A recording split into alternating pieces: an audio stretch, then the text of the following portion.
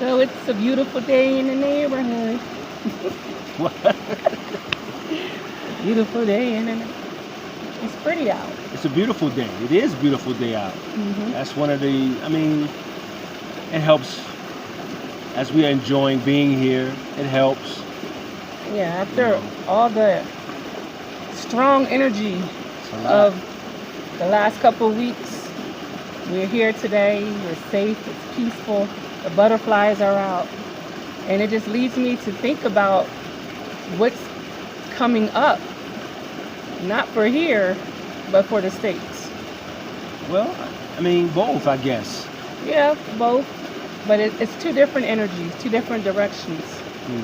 You know, it's a lot to be concerned with. I'm looking at people posting in the States on Facebook, YouTube, Instagram, that we're headed for World War II. This election with Dumb and Dumber, it's doomsday. And it's like, okay, I can see where they're coming from. All right.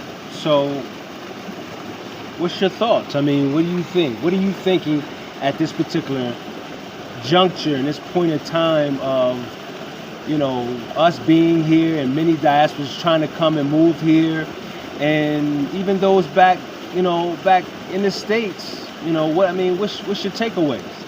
Well, you know, it's rough because, especially with the relocation services, a lot of the people that are coming in their emails is expressing, I need to be out of here before the election. I want to get out of here before November. I want to get out of here before World War II starts. 2 or 3? 3, 4, whatever it is. But Armageddon. It's so many different words and terms that people are using.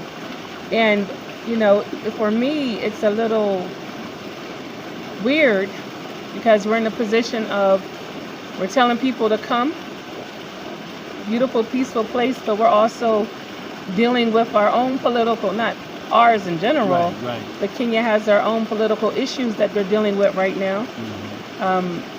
Will it be like how it's going to be in the States? I definitely don't think so.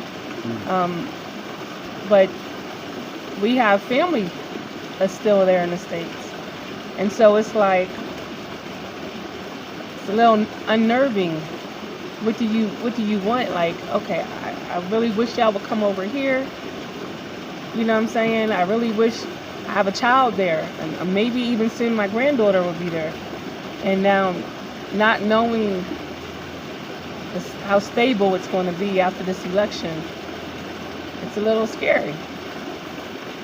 Okay. I mean, I can see that. I think it's a global thing. I mean, of course, you know, we know that things are happening as they are happening and have been happening in America. It's really nothing new. It's nothing new. But I just think that it had been, and had been leading up to a particular point, and we're getting closer and closer to that point. Almost like, you know, when you see like a bomb, and you know you only got a certain amount of time, and it's getting closer to that end time. And I believe that's what's happening, because the people are awakening. People are awakening all over. Yeah. And we're seeing that even here. So, you know, everyone is looking for that place. So from our vantage point, coming from America, we're understanding how it is living in under those circumstances in that particular society. But as we come here, right? Of course, for us personally, for me, the circumstances are better, but it's not perfect. As we know, and as you said, there's a political unrest going on right now as we speak, right? And there are those who are here looking to go where we came from, right? So everyone is in search and looking. You understand? And there is really, I don't think there's really no perfect place. There's no perfect place. And so you have to kind of like, just like we say in America when we're looking at the candidates, right? So you got to pick the best of the lesser of the two evils, right? Or the lesser of the two evils. And it seems like that's broad.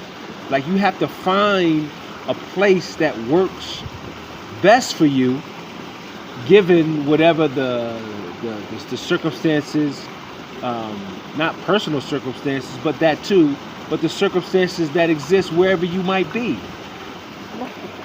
So the difference is,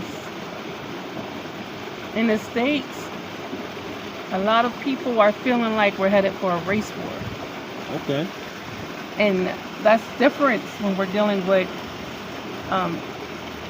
over here, we're dealing with politics and the economy and taxation, where over there, we're dealing with a race situation, a race war.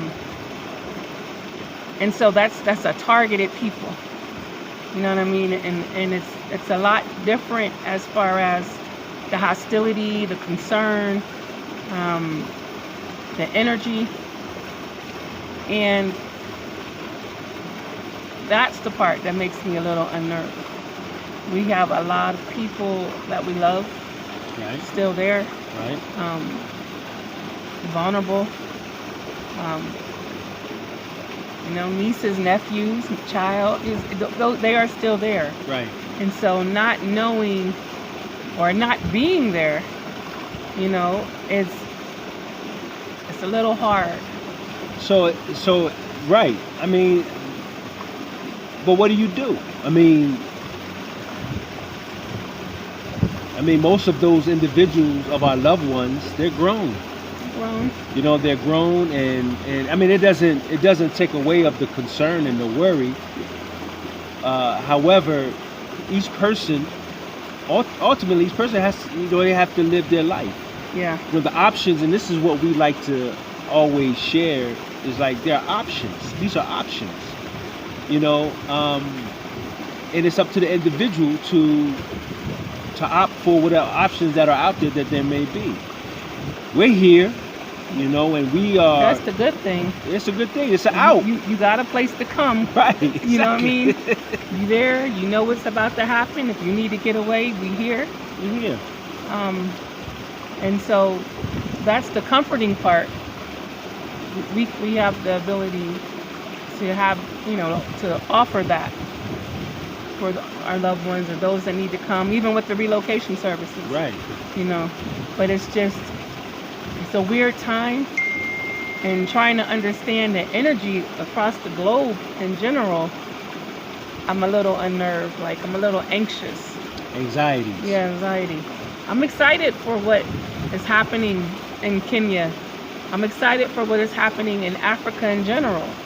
I see and feel the uprise, and I feel honored to be here at this time. So I'm excited about being here at this time, and I'm hoping and praying for the best of both situations. Staying there is the best option. Leaving is the best option. Coming here is the best option.